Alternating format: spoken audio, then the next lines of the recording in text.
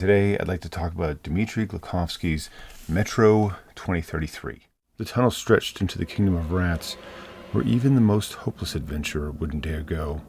Even a wanderer who was lost and couldn't find his way using underground maps and paths would stop at this threshold, sensing instinctively the black and sinister danger emerging from it, and would have rushed away from the gaping crevice of that entrance as though from the gates of a plague-infested city.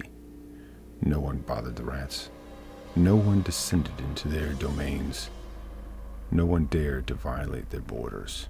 I thought that it would be a video game book, because I came from a time where they would make novelizations of like any video game. Like I remember reading like a Ninja Gaiden novelization as a kid, and I don't know that it was really terrible, but I don't know that it was great either. And I expected something slightly more along those lines when I first read this. It just isn't anything like that. It's a book first. The game is absolutely something secondary, which I thought was interesting. Actually, that's the exact same approach that happened with the Witcher series. I heard about the game, was really interested in the very first game, and went and found the book. Kind of not exactly difficult to find at that time, but all you could find was these little paperback books, and bought that and read it, and I was just like, this is really good. How was how did they couldn't believe it. The game sells copies of the book for sure. I think that you should come to Metro 2033 as a really good horror novel. Maybe a post-apocalyptic horror novel would be a better way to say that. So the setup for Metro 2033 is that in, I believe, 2013, there's like some sort of like a nuclear war, and essentially everything on the surface gets blanketed with radiation. The people living in Moscow retreat to the subway system and hold themselves in. The surface becomes unlivable. People start living underground. And when we start the story, we start with Artyom, the main character, and he's sort of like on a watch duty with a bunch of other citizens of his station, whose Volvaeskia or something like that, whose name I would really struggle to say since it's only consonants. So I had to like listen to somebody say it, and it's just, listen, I'll put it up here, but I'm not gonna embarrass myself any more than I have to trying to say it. They're on guard duty, guarding this tunnel, guarding this passage against their station, which is sort of like a station in this book. It sort of acts as like a small city. And all the people who live in Moscow, maybe all the people left in the world, are in this Moscow subway system. There's things on the surface, things in the tunnels. No one's quite certain exactly what they are. There's a lot of rumors. Then you can't be certain when someone says something about one of the creatures or about the way anything is down here, that they're correct, that they're lying, that they've been misled, or that they're misunderstood, or that they're just not entirely sane. You just can't tell. And that's, I think, when the book is its absolute best. You just can't tell. Artyom can't tell. Artyom isn't even sure. He's very skeptical, and I think that makes for him as a good sort of character to follow. But even he is sort of like swayed by these weird things that he hears over and over, and his sort of like mind gets in a whirlwind, and he's not really sure what to believe, and he just sort of says, at some point, I just don't know. Early parts of the book where there's things are presented, and they talk about things, and they say, well, maybe.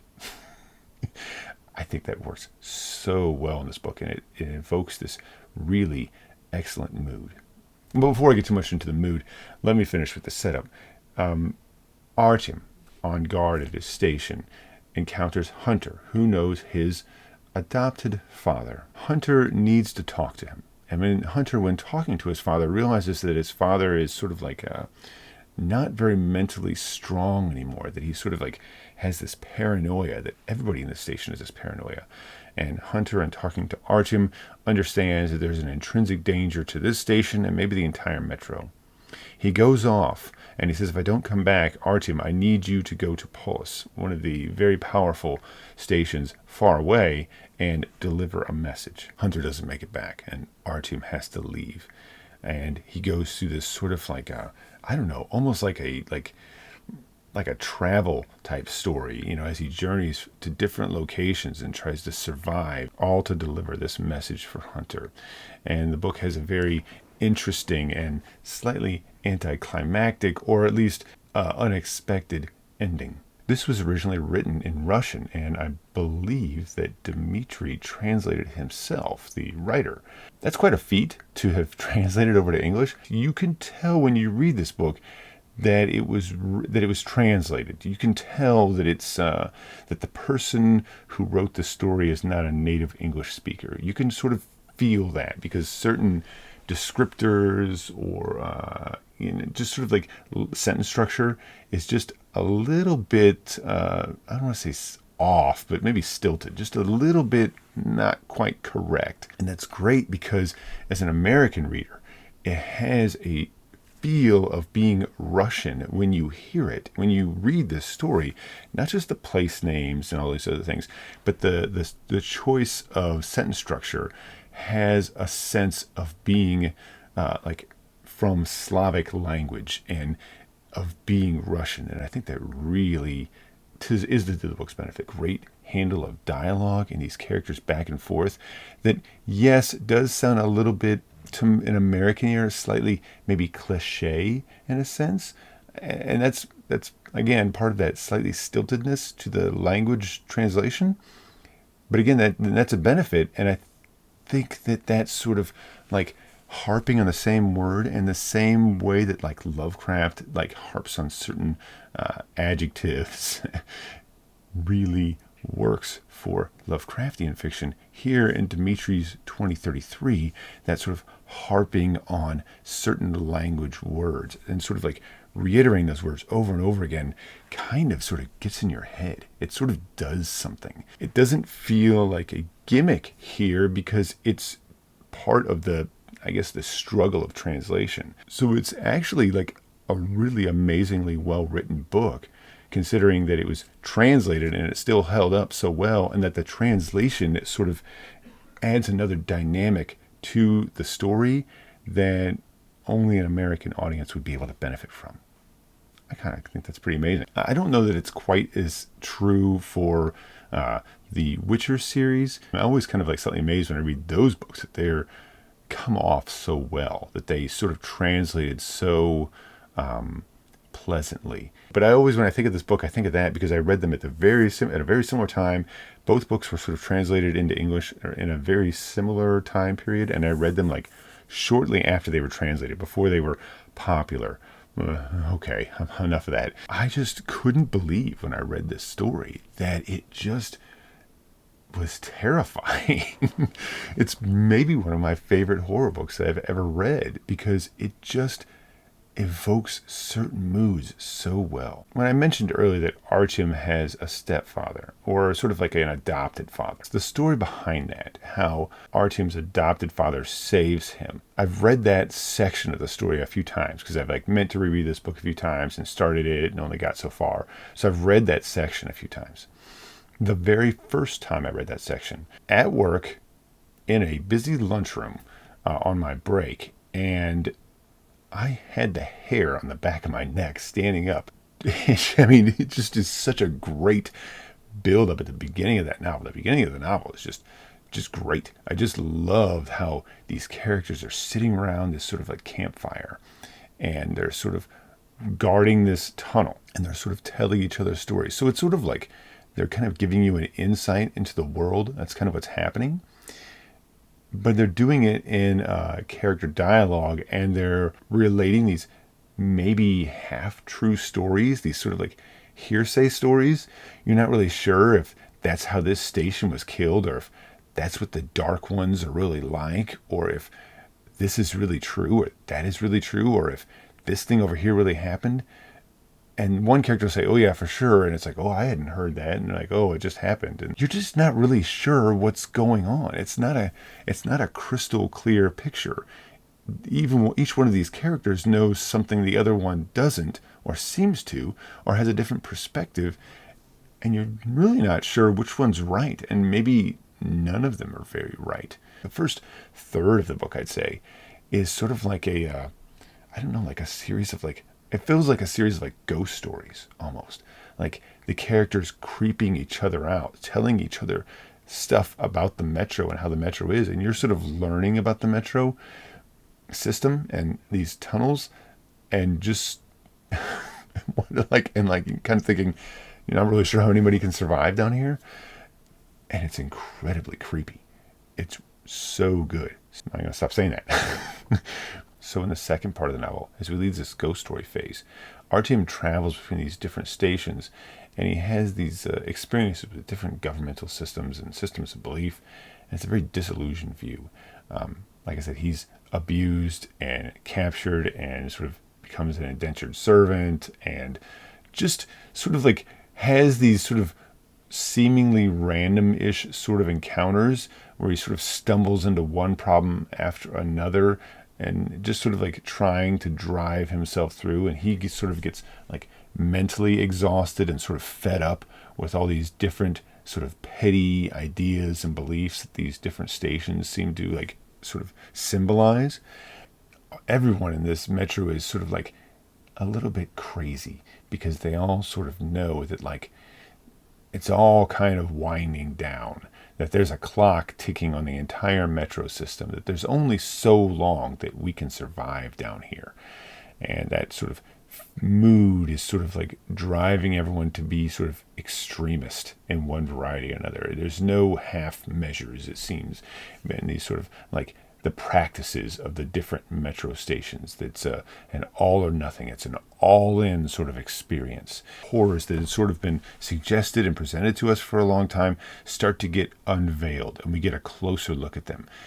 Most of the time, they sort of pay off. I don't think they lose a lot of their power. It doesn't seem to really take much away from the beginning of the book. We still feel like, even though we got to look at these things, we're not maybe even 100% certain if what we saw is representative of everything, or even of the thing that we had heard about. So it manages to keep that mystery, and not everything is sort of explained, and not everything is sort of defined, which is definitely a good way to go, especially with horror. I think the ending is fitting, but it also seems unusual, and an unusual choice.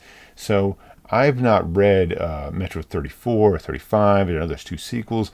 I've heard that they are less focused on the sort of horror aspect that 33 is focusing on, and more on like world building and like building up a city or something like that. I'm not certain. This is a very, very old review that I remember hearing. I still think this book exists as sort of like a thing unto itself. I don't think that you need to read anything else but this book. I think that this book survives and can stand on its own. It doesn't require a sequel.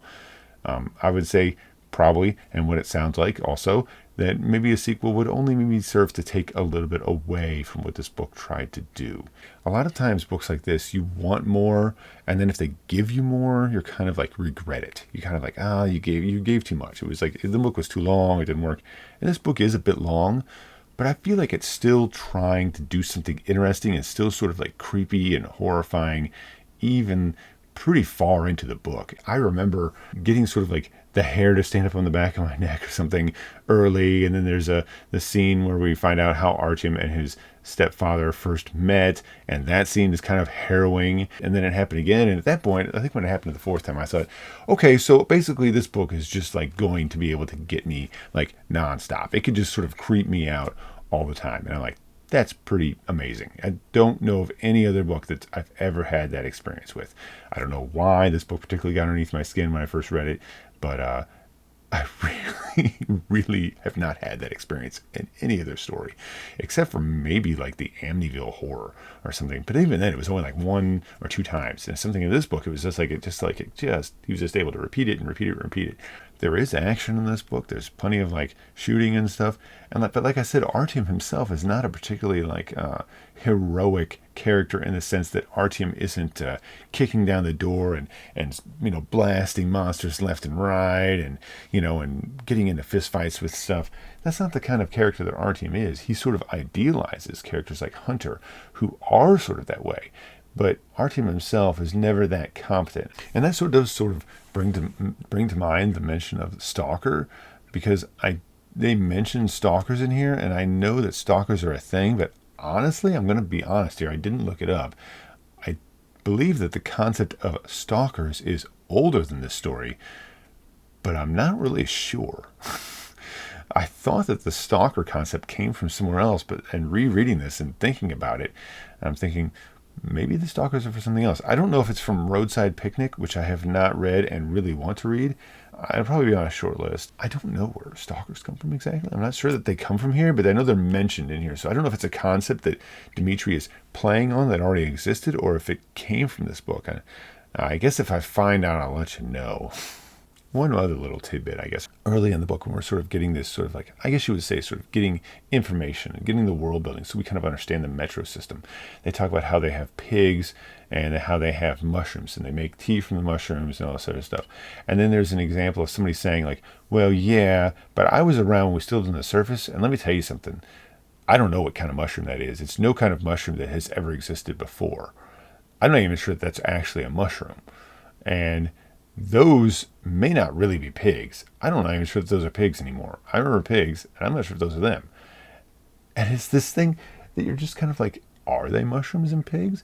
And what do you think? What can you think about a character who can only but vaguely remember life before the metro system? Is this really the thing that we call it or not? Just Dmitry's use of imagery, very gothic, very oppressive imagery that just sort of feeds into everything, and you just get all this like these separate images, these separate mentions of the darkness. They left these corpses in this face down in this tunnel or something, and you get that imagery, and then you get mentioned of some sound that is coming and they don't really know what it was, and then this other thing over here, and it's like that all the time. So it's when I say that it's sort of like a ghost story sometimes. It sort of follows those same tropes that I would think of as like a ghost story, where it's like these little things keep adding up and adding up and adding up in the story to kind of get you on edge, to sort of like prime you for when something really kind of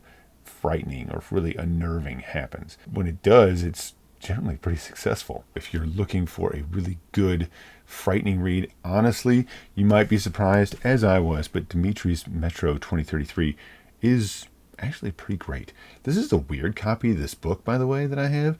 I'm not really sure where I got it. I don't remember. But it has like literally the first page is like the first chapter. There's nothing.